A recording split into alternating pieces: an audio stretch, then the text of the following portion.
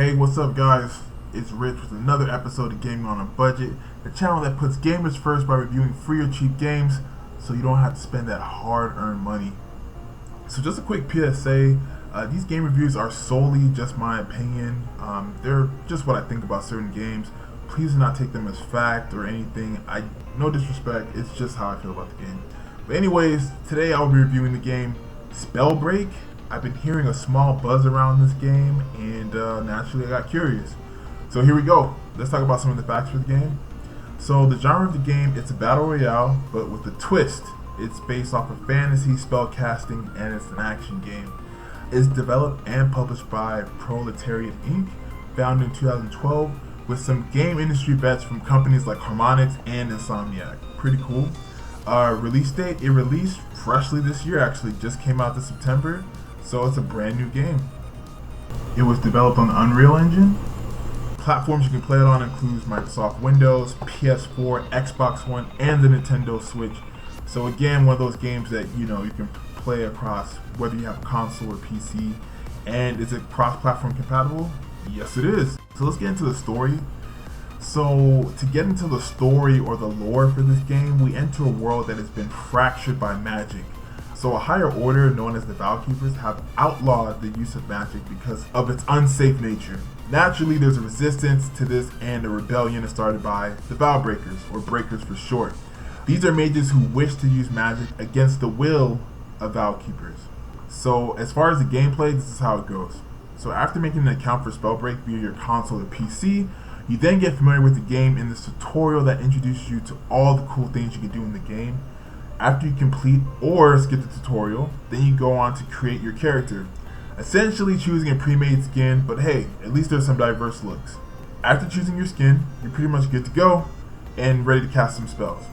Like I mentioned before, this is a battle royale, so the game modes are pretty standard. You can choose to run solos, duos, and squads facing off against other mages. Similar to Fortnite, you choose a point in which you want to drop in on the map, and then free fall until you get to that point, and of course doing a superhero landing. Then it takes off from there. You start grabbing supplies and using magic to make it to the end without getting taken out by the map shrinking storm or the other mages that are in the game. So pretty much that's the game in a nutshell. I've been playing Spellbreak now for some time, and I've come up with some points I want to talk about, and yeah, here we go. The first point, visuals. So if you see my videos, you guys know that I have a thing for how things look. So something I really enjoyed was the look of the game. For starters, the character models. I like that they had this cartoon look to them. It reminded me of this episode of this show called Love, Death, and Robots on Netflix. If you haven't watched that show, it's a pretty dope show. Check it out for sure. I also liked how smooth and fluid the characters move, which I kind of thought was interesting. I didn't expect it at all. Another thing I liked was the environment you play in. So most, if not all, the gameplay takes place in what is known as the HoloLands. Due to the event mentioned earlier about magic ripping the world apart, much of what you see is a result of that. So you see destroyed buildings, altered landscape, all throughout the game. I really like this, and I felt it added to the aesthetic of the game. It's a great touch. Finally, one of my favorite things was how visually dope the magic and spellcasting was in the game. Just like the characters, the magic has a cool cartoony look to it. For instance, the flames you could throw at people, as well as the slime shit you can throw, they had this cartoon vibe to them, and I liked that a lot. Overall, the visuals for this game are refreshing, and I enjoyed them a whole lot. Good stuff, Spellbreak. So next point, classes. So there are different classes depending on what kind of powers you would like to play with. In total, there are 6 different classes you can play with, including Pyromancer, which you can probably guess wields the power of fire. You can throw fireballs and stuff. There's the Conduit that controls lightning. There's the Frostborn that controls ice. The Stone Shaper that, again, you guessed it, throws stones and shit. The Tempest class, which allows you to control winds and tornadoes. And finally, the Toxicologist, which lets you use poison slime and gas to hurt people. As you can see, there's a bunch of classes to choose from. One of the dope things about this is that you can use any class you want. You're not stuck with one class throughout your career as a mage, which is great. You're actually able to rank up the different classes to make you stronger in the respective class, as well as get new abilities. If that wasn't good enough, you're able to wield 2 powers from 2 different classes. For instance, your primary class may be the Pyromancer, but you are able to use powers from another class like Frostborn or Stone Shaper. I thought this was pretty cool, and it adds for some pretty sick gameplay. Next point, weapons, items. So when it comes to weapons and items in this game, there's a whole lot. So I'll do my best to talk about each type of item and what they do for your mage. So for starters, the most important items are gonna be your gauntlets. Your gauntlets allow you to perform the spells of your class. After choosing your class for a match or whatever, you receive the respective gauntlet that goes with it. In match, you can find another gauntlet to use from a different class, either from an exiled mage or from the many chests you'll run into in the game. You saw it for the common gauntlet, which is, lack for a better word, the weak or basic version. However, you can come across much stronger gauntlets to upgrade while playing. The gauntlets have two main attacks. Your primary attack, which I like to call the quick attack, and then a charge attack, which takes time to recover, but does more damage. The next item is called a rune. These are really cool. These allow for your player to use certain movement and sensory abilities. For instance, the Wolf Blood rune allows you to see enemies within a certain radius that may be hiding behind walls or whatever. There's also the Invisibility rune, which makes you invis for a small amount of time. The list goes on. There are so many types of runes with different abilities, and you can swap them out anytime during the match. I love it. It adds to the gameplay, and it's honestly super fun. So just as you would imagine, spells come with the use of mana, or mana, however you want to say it. Everything you do, whether it's spells from your gauntlet or levitating, uses mana. Amulets increase the amount of mana you have. Without saying much, the more mana means the more magic you can use to fuck people up. The main mode of movement in the game is running. This is where boots come in. Boots increase your running speed, so you're able to move across the map faster. Belts give you armor to protect your main health. If you don't have a belt on, then you won't have armor, which means your health bar is going to be vulnerable. Scrolls improve the talents you select from the match. So talents include mind, body, and spirit. Each of these attributes control a different thing regarding your mage. So for instance, any scrolls that you find for the mind might do things like increase damage of your attacks. Scrolls you find for the body can increase how fast you spellcast. Finally, you have your consumables, which includes health potions and armor shards to replenish your armor, and so on. With all these different items in the game, it can be a lot to get used to.